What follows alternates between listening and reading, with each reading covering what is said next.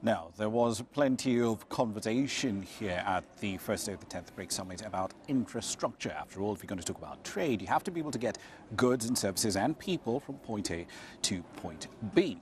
South Africa's President Cyril Ramaphosa, in fact, actually framed infrastructure deficit across the continent as a significant investment opportunity. And in that respect, he's right. But there are concerns about the amount of debt that's been taken on by a lot of African countries to develop much needed infrastructure, roads, rail line, ports, that sort of thing.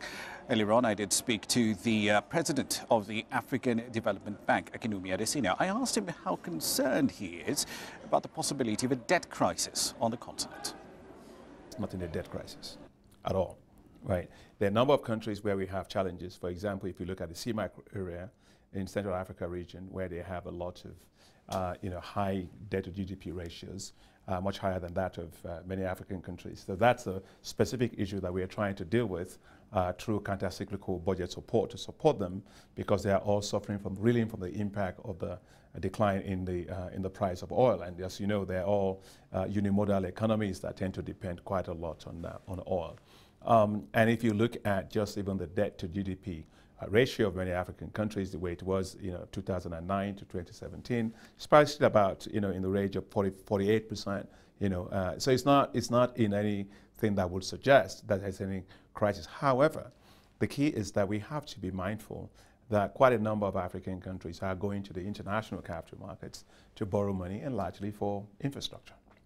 Well, because there's a limited amount of long-term capital that's available for them to be able to invest in infrastructure.